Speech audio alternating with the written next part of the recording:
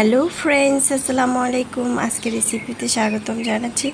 আম ফুরিয়ে যাওয়ার আগে এই মজাদার আচারটা তৈরি করে নেন। আর কথা নয়, যারা নতুন রাঁধুনি তাদের জন্য সহজ করে মজাদার আচারটা তৈরি করে দেখাচ্ছি। প্রথমে চুলায় একটি প্যান বসিয়ে তেল দিয়েছি 1.5 কাপ সরিষার তেল। এখানে কিছু মশলা দিয়ে দিচ্ছি, তেজপাতা, এলাচ, গরম মশলা, তারপরে দারচিনি আর কি সব ধরনের মশলা দিলাম অল্প অল্প করে।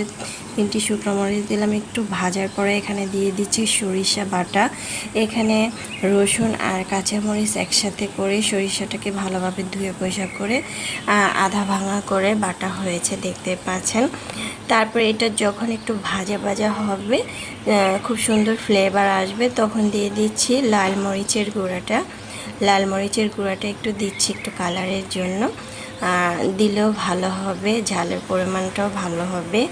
আর যেহেতু কাঁচামরিচ ব্লেন্ড করে দিয়েছি, ঝাল ঝাল হলে খেতে ভালোই লাগবে। দিয়ে দিচ্ছি চিনি। আমি চিনিটা এখানে দিয়ে দিচ্ছি 2 কাপ।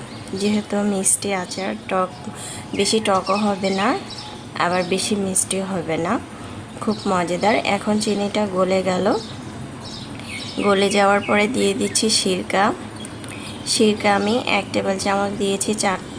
আচারটা অনেক সময় যদি 1 বছর রেখে খেতে চান, যে আমি বাহিরের রোদে দিব না, সেক্ষেত্রে সিরকাটা দিতে হবে। তারপরে দিয়ে দিচ্ছি আমগুলো আগে থেকে ধুয়ে পরিষ্কার করে রেখেছি। আর কিছুক্ষণ আমটা পানিতে ভিজিয়ে রেখেছিলাম, আমের যে টকটা সেটা চলে যাবে। সামান্য একটু লবণ দিয়েছি। দেওয়ার পরে উল্টে পাল্টে এটা চুলার আঁচ মিডিয়াম করে রেখেছিলাম, দেখতে পাচ্ছেন। মিডিয়াম করে রাখার পরে কিন্তু আমরা অনেকটা ঝোল উঠে গিয়েছে, তারপরে অনেকটা সিদ্ধ হয়ে গিয়েছে। আর প্রথমে যে চুলার আঁচ বাড়িয়ে দিয়ে কমিয়ে দিয়ে আমি এটা বানিয়ে নিয়েছি।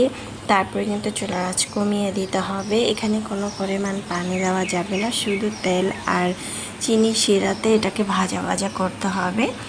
দেখতে পাচ্ছেন আমি কিন্তু ভাজা ভাজা করে নিয়েছি। এখানে কোনো পরিমাণ হলুদের গুঁড়াও দিতে হবে না, সামান্য শুধু একটু মরিচের গুঁড়া দিয়েছে কালারের জন্য। সেটা না চাইলে সেটা স্কিপ করতে পারেন, তবে দিলে কালারটা খুব সুন্দর আসবে। আমি আরও 5 মিনিট রান্না করে নিয়েছি, দেখতে পাচ্ছেন। মাশাআল্লাহ, দেখতে যেমন সুন্দর হয়েছে, খেতে কিন্তু আলহামদুলিল্লাহ। এটা আমার বানাতে 30 মিনিটের মতো লেগেছিল, চুলায় বসিয়ে বানাতে আমার 30 মিনিটের মতো লেগেছিল।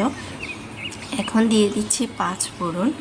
আমি বাজারে কিনতে যে 5 ফোড়নটা পাওয়া যায়, সেই 5 ফোড়নটা বাসায় এনে একটু হালকা ভেজে তারপরে আমি ফাঁকি করে দিয়ে দিলাম, দেখতে পাচ্ছেন।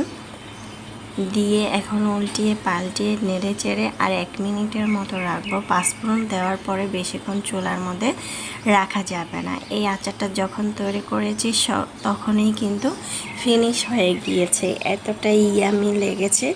তাই বয়ম ভরে কিন্তু এই আমটা আমরা সংগ্রহ করে 1 বছরের মতো রাখতে পারি। আচারটা খেতে অসম্ভব ভালো লেগেছিল, চাইলে ট্রাই করতে পারেন। আশা করছি রেসিপিটি ভালো লেগেছে। ভালো লাগলে অবশ্যই চ্যানেলটা সাবস্ক্রাইব করে লাইক দিয়ে পাশে থাকবেন।